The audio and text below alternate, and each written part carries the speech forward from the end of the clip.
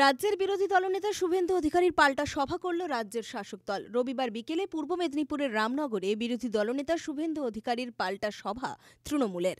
ঠিকরা মোড় থেকে রামনগর পর্যন্ত কয়েক হাজার তৃণমূল কর্মী সমর্থকদের নিয়ে বিশাল একটি পদযাত্রার আয়োজন করা হয়। এরপর রামনগর বাসস্ট্যান্ডে একটি পথসভারও আয়োজন করা হয়। সভা শুরু থেকেই একেবারে আক্রমণাত্মক রাজ্যের প্রাক্তন মন্ত্রী তথা রামনগরের তৃণমূল বিধায়ক অখিল গিরে। এখানে সবাই মিলে আমরা সম্প্রীতি বজায় রাখি, আর এখানেই এসেই ভারতীয় জনতা পার্টির নেতারা উস্কানিমূলক কথাবার্তা বলছে, ধর্মে ধর্মে মানুষকে ভাগ করার চেষ্টা করছে। দয়া করে আপনারা করবেন না। মানুষ তো শান্তিতে আছে, মানুষ তো ভালোই আছে, মানুষের মধ্যে তো কোনো অসুবিধা নেই, কোনো মারপিট নেই, কোনো দাঙ্গা নেই, কোনো অসুবিধা নেই, কোনো বিশৃঙ্খলা নেই। আপনারও তো গাত্র জ্বালা কেন?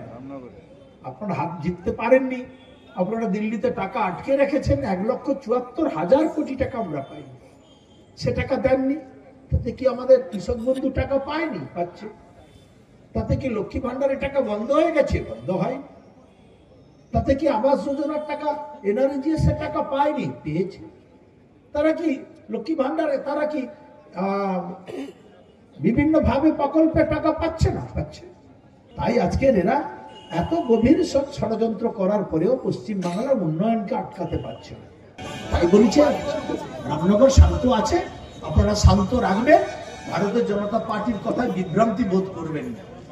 ওরা বাংলার মানুষকে শোষণ করছে, ওরা উন্নয়নের টাকা দিচ্ছে না, আর একদিকে এখানে দাঁড়িয়ে বলছে উন্নয়ন হচ্ছে না, সেদিকে টাকা আটকে দিচ্ছে বলে এখানে উন্নয়ন হচ্ছে না। এইসব অপপ্রচার করছে। রামনগরের কোনো উন্নয়ন হয়নি। শিশির বাবু নাকি সময় উন্নয়ন হয়েছে। শিশির বাবুকে চেয়ারম্যান করেছিল কে? মমতা বন্দ্যোপাধ্যায়। দীঘার ডেভেলপমেন্ট অথরিটির চেয়ারম্যান করেছিল মমতা বন্দ্যোপাধ্যায়। হলদিয়াতে ডেভেলপমেন্ট অথরিটির চেয়ারম্যান কে হয়েছিল? শুভেন্দু অধিকারী। শুভেন্দু অধিকারীকে এমএলএ, এমপি, মন্ত্রী কে করেছিল? মমতা বন্দ্যোপাধ্যায়।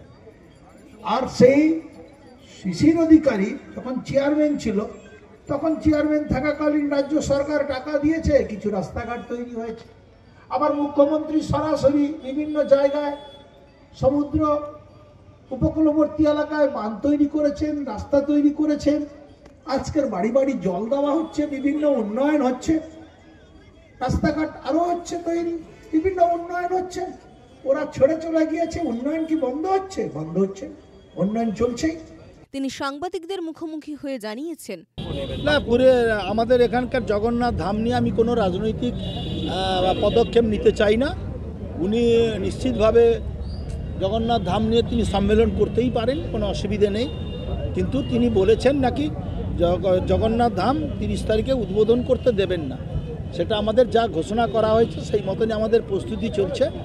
30শে এপ্রিলই আমরা অক্ষয় তৃতীয়ার দিনই মুখ্যমন্ত্রীর নির্দেশ অনুযায়ী তিনি নিজেই আসবেন। 28, 29, 30 তিনি 3 দিন থাকবেন, পুজো অর্চনা চলবে।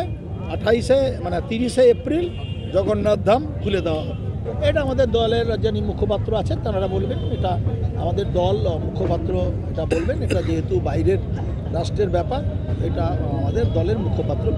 এখন 600 কিলোমিটার কাঁটাতার দেওয়া যায়নি, বিজেডি এবং বিএসএফ তাদের মধ্যে কাঁটাতার দেওয়া। আমি ওই ব্যাপারটাই রাজ্যের ওই ব্যাপারটাই আমি কাঁটাতার দেওয়া বাংলাদেশের ব্যাপার আমি কোনো মন্তব্য করতে চাই না। ওটা আমাদের দলনেতা যিনি আছেন তিনি বলবেন, আমার দলের মুখপাত্র ওনারাই বলবেন।